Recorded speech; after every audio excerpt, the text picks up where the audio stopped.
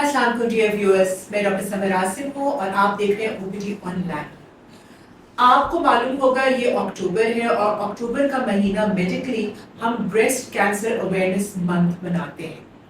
ہم نے OPD on line پہ ہی بریسٹ کینسر پہ ویڈیوز بنائی تھی اور اسی حوالے سے ہم ذرا بات آگے لے کے جائیں گے اور شاید ایک چیز یہ والی بات کافی کئی لوگوں کے لیے ایک نئی بات ہوگی، ذرا شاکنگ بھی ہوگی کہ بریسٹ کینسر جو ہے وہ صرف خواتین کی بیماری نہیں ہے۔ آئیے اس معاملے میں اس بارے میں بات کرتے ہیں۔ ہماری ایکسپرٹ بیٹھی ہمارے ساتھ ہے ڈاکٹر جبیریہ۔ السلام ڈاکٹر جبیریہ، کیسی آپ؟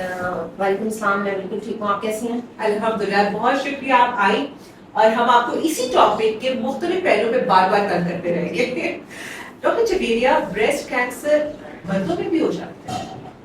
جی بالکل، یہ بلکہ ہماری سوسائٹی میں اتنی اویئرنیس نہیں ہوتی کہ بریسٹ کینسر عام طور پہ یہی سمجھا جاتا ہے، ہماری پاپولیشن بھی یہی سمجھتی ہے کہ بریسٹ کینسر عورتوں کی صرف بیماری ہے، لیکن ایسا نہیں ہے۔ بریسٹ کینسر مردوں میں بھی پایا جاتا ہے، آلدو اس کا انسیڈنس جو ہے یا اس کی آپ کہتے ہیں کہ جو ریشو ہے وہ کافی کم ہے مردوں میں ایز کمپیئر ٹو ویمن۔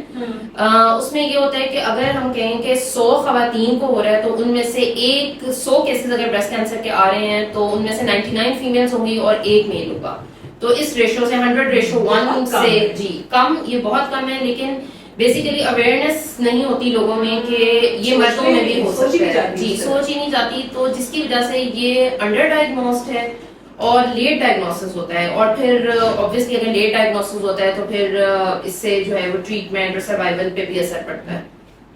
اچھا، تو یہ جو ہے یہ کیسے پتا چلے گا، کیسے شک آئے گا دماغ میں کہ کسی مرد کو بریسٹ کینسر ہو گیا ہے؟ اس کے علامات کیا آتے ہیں؟ جی جیسے کہ خواتین میں بھی ہم ڈسکس کر چکے ہیں اپنی لاسٹ ویڈیو میں کہ جیسے خواتین میں گلٹی بن جاتی ہے، اسی طرح مردوں میں بھی مردوں کی چھاتی میں اسپیشلی جو نپل والا حصہ ہوتا ہے اس کے پیچھے جو ہے گلٹی موسٹلی بنتی ہے، اور چھوٹی گلٹی ہوتی ہے انیشلی اور وہ اگنور کر دی جاتی ہے کیونکہ عام طور پہ یہی خیال ہوتا ہے کہ مردوں میں نہیں ہو سکتا۔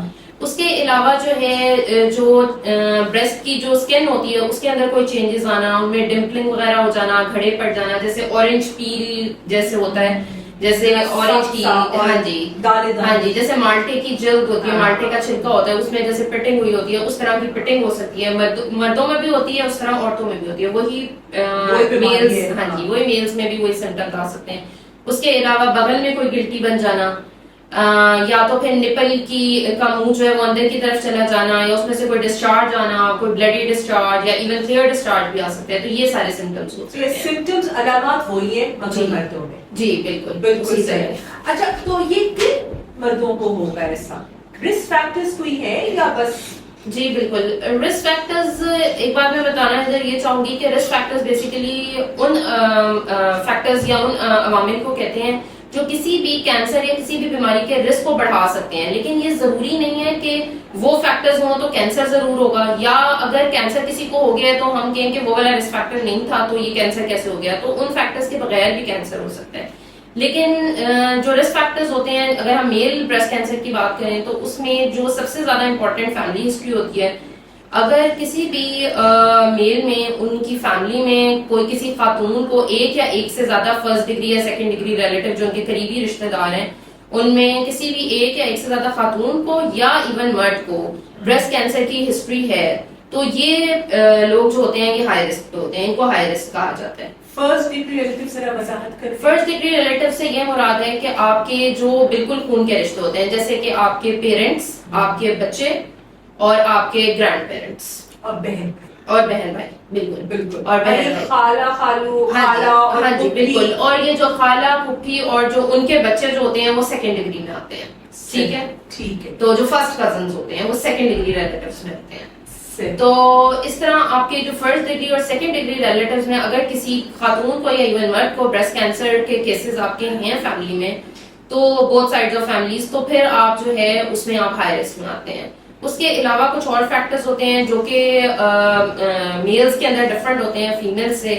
اس میں یہ ہوتا ہے کہ آپ کی جو ہے کچھ جینیٹک میوٹیشنز ہوتی ہیں جو میلز میں بھی پائی جاتی ہیں، موروسی جو جن کو کہا جاتا ہے کہ چینجز جو جینز میں آ گئی ہیں اس میں BRCA2 وغیرہ بڑی کامن ہوتی ہے, وہ اس کے کاز میں آ سکتی ہے. اس کے علاوہ جو ہے اگر ہارمونل امبیلنس ہو جائے میلز میں, جیسے کہ ایسٹروجن کا, ایسی بیماریاں جو ایسٹروجن کے لیول کو زیادہ کر دیں ان کی باڈی میں, اور ٹیسٹوسٹیرون جو کہ میل ہارمون ہوتے ہیں اس کے لیول کو کم کر دیں, تو یہ والی بیماریاں جو ہیں یہ بریسٹ کینسر کا باعث بن سکتی ہیں. ان کے اندر ہمارے پاس ایک تو جینیٹک ڈس آرڈر جیسے کلائنفیلٹر سنڈروم ہے وہ آ جاتا ہے. اس کے علاوہ ہمارے پاس جو ہے ایون جگر کی بیماری جو کرونک لیور ڈیزیزز ہوتی ہیں وہ آ جاتی ہیں, جگر سے کام نہیں کر رہا. اس کے علاوہ جو ہے اگر کوئی ٹیسٹیکولر پرابلمس جو ہوتی ہیں کہ اگر کسی میل کی ٹیسٹیز پراپر ڈیولپ نہیں ہوئی, وہ پراپر جو ہے چائلڈہڈ سے ہی سنس برتھ جو ہے وہ اپنی مخصوص جگہ پر نہیں آئی, وہ کہیں ایبڈومن میں اوپر یا انگوائنل ریجن میں رہ گئی ہے, یا اس کی پراپر گروتھ نہیں پوری ہوئی, تو یہ ساری چیزیں جو ہیں یہ اس کے رسک کو بڑھاتی ہیں. تو یہ جو ٹیسٹس کی پرابلم ہے یا لیور کی پرابلم ہے یہ سارا ریلیٹڈ ہے ود ایسٹروجن. جی, ایسٹروجن کا لیول انکریز ہو جاتا ہے اور پروجسٹرون کا, ٹیسٹوسٹیرون کا لیول جو ہے وہ کم ہو جائے گا. کیا کسی دوائی لینے سے بھی ایسا ہارمونل امبیلنس آ جاتا ہے؟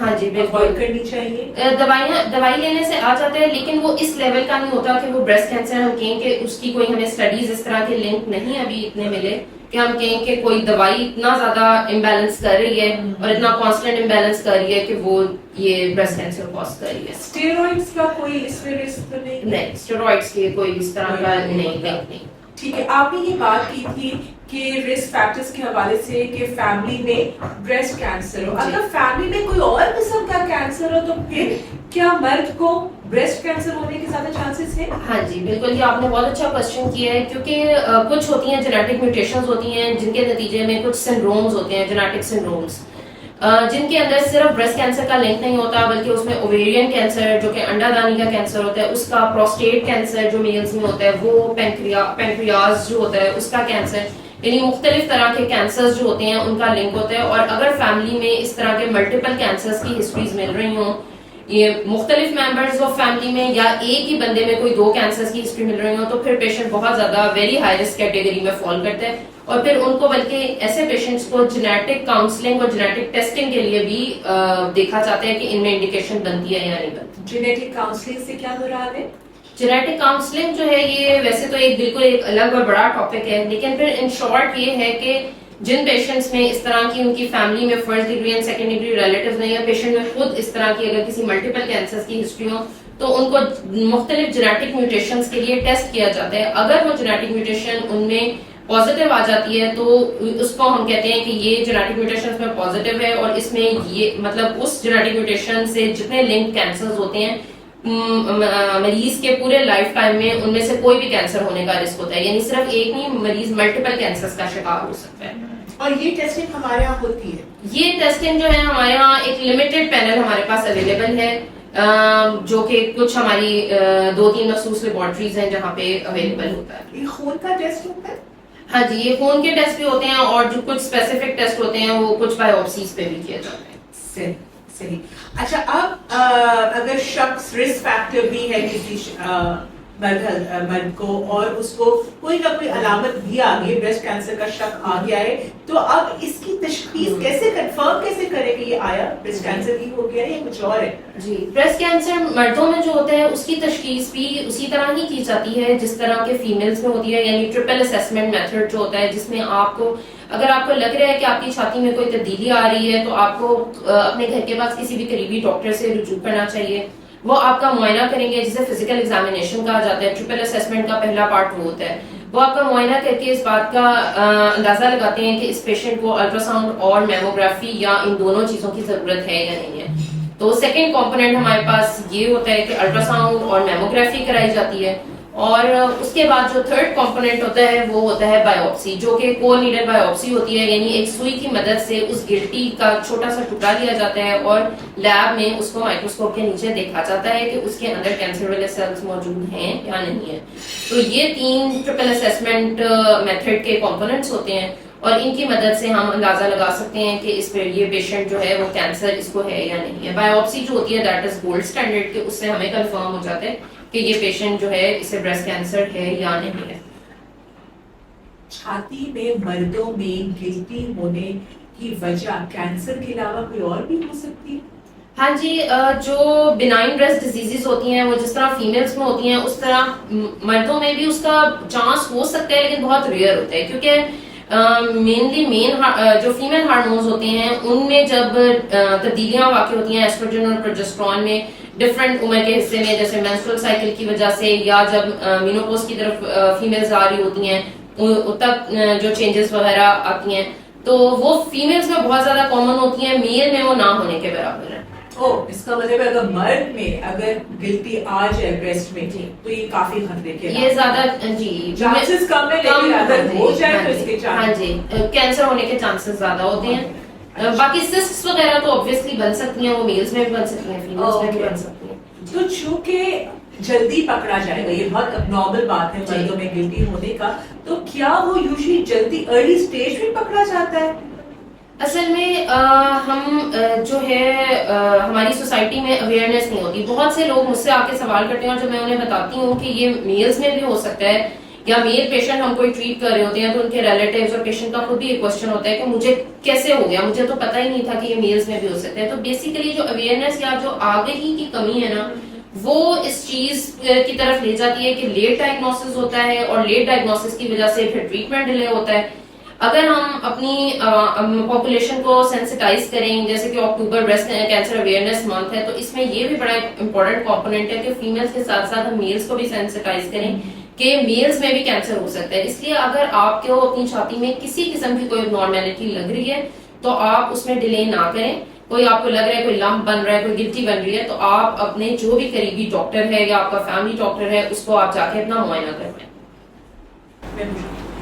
डॉक्टर जवेरा ये बताइए कि अगर मर्दों में ब्रेस्ट कैंसर कंफर्म हो जाए तो इलाज इसका क्या होता है, क्या मुमकिन भी है? जी मर्दों में भी ब्रेस्ट कैंसर का इलाज बिल्कुल उसी तरह नहीं किया जाता है जैसे कि फीमेल्स में होता है।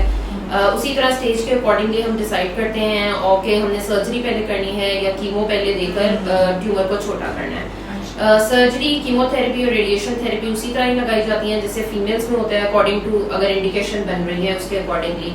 और उसके बाद जो है, क्योंकि मेल ब्रेस्ट कैंसर ज्यादातर हार्मोन रिसेप्टर पॉजिटिव होता है, जो कि एस्ट्रोजन और प्रोजेस्टेरोन रिसेप्टर्स दो तरह के होते हैं जो सिक्रीट हो रहे होते हैं, जो कैंसर सेल्स की ग्रोथ को ज्यादा कर रहे होते हैं, तो उनको रोकने के लिए हम हार्मोनल थेरेपी देते हैं। हार्मोनल थेरेपी 5 साल से 10 साल तक दी जाती है। वो डिफरेंट होता है कि कुछ पेशेंट में अकॉर्डिंग टू रिस्क फैक्टर्स और स्टेज के लिहाज से डिसाइड किया जाता है कि कितनी ड्यूरेशन की देनी है। और जब एक दफ़ा हार्मोनल थेरेपी भी ख़त्म हो जाती है तो फिर पेशेंट को हम लोग फॉलोअप पे डाल देते हैं। हार्मोनल थेरेपी जो होती है वो गोली की फॉर्म में होती है, वो मरीज आराम से अपने घर में बैठ के खा सकते हैं, फीमेल्स भी और मेल्स भी। और उसके बाद हम पेशेंट को फॉलोअप पे डाल देते हैं और वो फिर हमारे पास एक रेगुलर इंटरवल में 3 मंथ्स के बाद या अकॉर्डिंगली वो आता है हमारे पास। ये इतनी एक अच्छी बात है कि अल्हम्दुलिल्लाह इस डे एंड एज में कैंसर भी पता चल जाए, अब उसका इलाज बहुत हद तक कामयाब हो जाता है, जिंदगी खत्म नहीं होती, नया चैप्टर शुरू रहता है, कैंसर फ्री सर्वाइवल माशाल्लाह बहुत अच्छा होता है। तो ख़वातीनो हज़रात, आपने आज सुना कि ब्रेस्ट कैंसर मर्दों में भी होता है, उसके अलामात आपने जाने, उसकी तशख़ीस जानी, उसका इलाज मुमकिन है और मुश्किल भी नहीं है, ये आपने जाना। इस बात को फैलाइए और इसमें इस मामले में आपको कोई और सवालात आपके दिमाग में आए तो प्लीज़ पूछिए, हम इंशाल्लाह जवाब देंगे।